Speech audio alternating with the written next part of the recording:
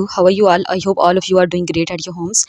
In this video, I'm gonna start a series about the MCQs related to PPSC. ठीक है, PPSC में जितने भी MCQs आते हैं उसमें से जो मोस्ट इंपॉर्टेंट MCQs हैं उनसे रिलेटेड मैं एक सीरीज़ स्टार्ट करने जा रही हूँ फ्रॉम टुडे। ठीक है, और ये जो सीरीज़ है इसकी मैं प्ले लिस्ट PPSC MCQ से रिलेटेड एक प्ले लिस्ट डाल दूँगी, आप वहाँ से जाकर आसानी से अप्रोच कर सकते हैं। इसके अलावा मैं आपको बताती चलूँ कि मैं अपने प्रीवियस वीडियो लेक्चर्स में भी मैंने PPSC से रिलेटेड बहुत सारे MCQs को डिस्कस किया है, और इवन कि मेरे जो चैनल पे अगर आप पोस्ट के ऑप्शन पे जाते हैं तो वहाँ पे भी मैं डेली बेसिस पे एटलीस्ट 4 to 5 जो MCQs हैं, जो इंपॉर्टेंट MCQs हैं PPSC NTA से रिलेटेड, वो मैं अपलोड वहाँ पे कर देती हूँ। आप वहाँ पे भी जाके उसे अप्रोच कर सकते हैं और अपनी नॉलेज को इन्हेंस कर सकते हैं। आज की वीडियो का जो हमारा टॉपिक रहेगा वो PPSC इंग्लिश लिटरेचर से रिलेटेड कुछ इंपॉर्टेंट MCQs पे रहेगा जो पेपर पॉइंट ऑफ व्यू से इंपॉर्टेंट है, यानी एक ऑर्डर में नहीं, जो पेपर में MCQs आते हैं related to the poetry section, हम उसको आज डिस्कस करेंगे। So without wasting any single minute let's start. आप चाहें तो इसका स्क्रीन शॉट भी ले सकते हैं, और अगर आपको इसे एक स्क्रीन शॉट नहीं लेना, पिक की फॉर्म में लेना है, तो मेरा व्हाट्सएप चैनल भी है। आई will paste the link of that WhatsApp channel in the description box of this video. तो आप वहाँ से भी जाके व्हाट्सएप चैनल को फॉलो भी कर सकते हैं, वहाँ पे इसके नोट्स भी ले सकते हैं। इसके अलावा मैंने जितनी भी पहले वीडियोस अपलोड किए उन सब की मेरे व्हाट्सएप चैनल पे नोट्स मौजूद है, आप वहाँ से जाके उसे आसानी से सेव कर सकते हैं।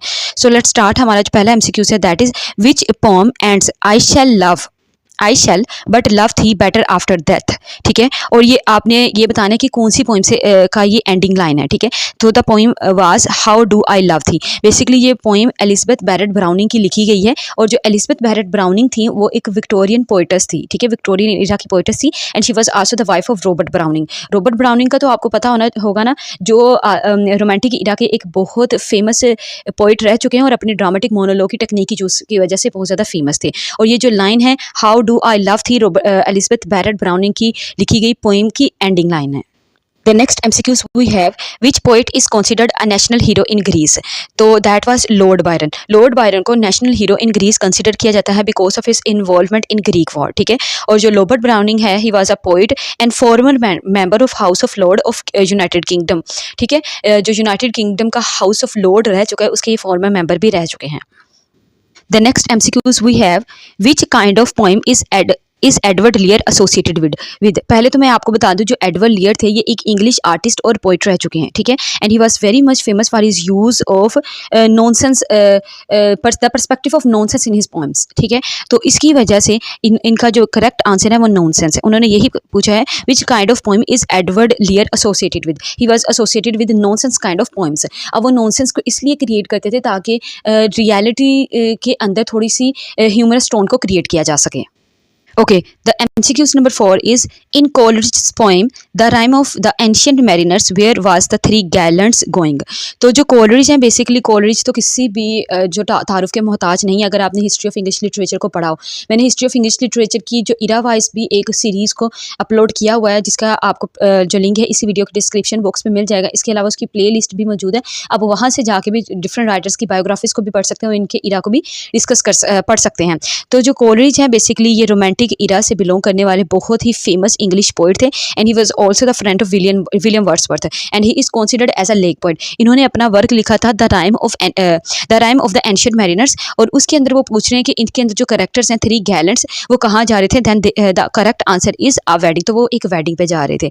और इसके अलावा ये जो इनकी पोइम है the rime of the ancient mariners, this was the poem that was first published in the first edition of lyrical ballad in 1798। और लिरिकल बैलेड वो है जिसके स्टार्ट से रोमांटिक इरा स्टार्ट होता है। तो इस तरह मैं आपको बच्चे एक MCQs के थ्रू इतने सारे पॉइंट्स बता रही हूँ ताकि जो आपकी रिवीजन है वो भी साथ साथ होती जाए। The next MCQs we have, Harold Nicolson described which poet as very yellow and glum, perfect manners. तो जो हेरोल्ड निकोलसन है बेसिकली ये हमारे पास 20th सेंचुरी के writer and the former member of parliament of UK रह चुके हैं। और जो हेरोल्ड निकोलसन है बेसिकली इनका टाइम स्पैन 1886 से 1968 तक है, and he was also the contemporary of T S. Eliot, इसलिए वो टी.एस. इलियट के बारे में ये लाइन कहते हैं। ठीक है, The next MCQs we have, what was strange about Emily Dickinson? Emily Dickinson एक अमेरिकन पोइट थी, and the question is here is that what was strange about Emily Dickinson? So the strange thing about her that she really left home. The next MCQs we have, Rupert Brooke road his poetry during which conflict. तो ये जो Rupert Brooke है basically ये 20th century के earlier poet हैं, ठीक है, जो जिन्हें वार पोइट भी कहा जाता है। ये एक इंग्लैंड में पैदा हुए थे और इंग्लिश पोइट ये कहलाते हैं, ठीक है। इन्हें वार पोइट भी कहा जाता है due to his contribution and his writing about the war, the very first war, world war, ठीक है। इन्होंने वर्ल्ड वार से रिलेटेड पोइट्री लिखी थी और यहाँ पे यही पूछा गया है कि इन्होंने अपनी जो पोइट्री है किस कन्फ्लिक्ट के ड्यूरेशन में लिखी थी।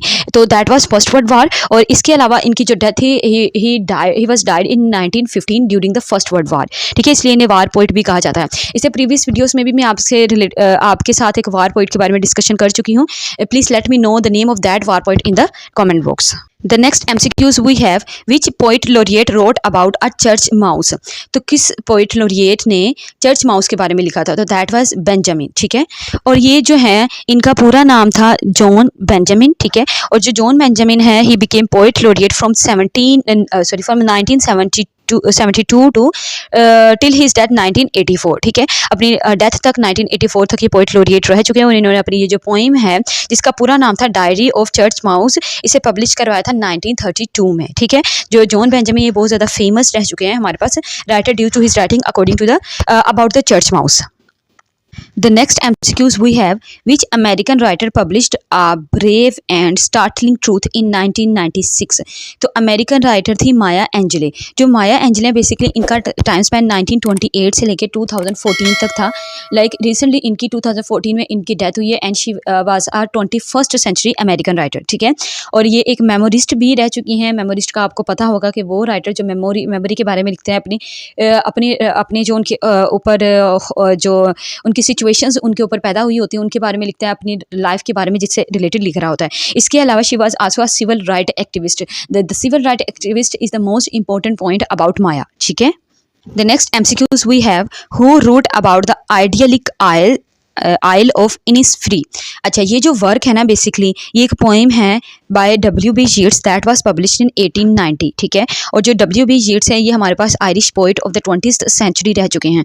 अब ये इस पोइम के बारे में आइल्स ऑफ इनिसफ्री, इस पोइम के अंदर बेसिकली वो अपनी लॉन्गिंग्स को हाईलाइट करते हैं अबाउट सिंपल रूरल लाइफ, ठीक है। तो जो इसकी लॉन्गिंग थी to live in a simple and rural life, और रूरल लाइफ की लॉन्गिंग के बारे में वो इस सारी चीज़ों के बारे में जो पोइम है इसमें हाईलाइट करते हैं। Okay students, that's all for today's video lecture. In this video lecture I have tried my level best to cover 10 MCQs related to PPSC point of view. Basically ये है तो बज़ाहिर तो 10th है, लेकिन मैंने इसके साथ साथ आपको हर एक पॉइंट के फर्दर हर एक MCQs के फर्दर 3 से 4 पॉइंट्स बताए हैं, ताकि अगर उससे रिलेटेड भी कोई भी आपको MCQs आ जाए तो आप आसानी से उसे हल कर सकें। क्योंकि जब हम इस तरह किसी भी पेपर की किसी भी बड़े एग्जाम की तैयारी कर रहे होते हैं तो ये हमारे लिए इंपॉर्टेंट होता है कि हम उसके सारे MCQs के जो आंसर्स होते हैं उस यानी आंसर फॉर एग्जाम्पल अगर कोई आंसर किसी राइटर से रिलेटेड है या किसी राइटर किसी वर्क से रिलेटेड है तो हम उस वर्क की डेट ऑफ पब्लिकेशन को भी एक गो थ्रू कर लें, ठीक है। तो इसी पॉइंट ऑफ व्यू से मैंने आपको आज की ये वीडियो के अंदर बताया। आई होप सो कि आपको वीडियो लेक्चर पसंद आया होगा। Please like and share this video with your friends who are on the way to prepare the notes of these videos, these all the video that I am gonna share with you in the next days इंशाल्लाह। I will paste the link of my WhatsApp channel in the description box. तो आप वहाँ से जाके इन सारे ये जो notes हैं वहाँ से इसको अपलोड कर सकते हैं। Till then, see you in the next video. Allah Hafiz.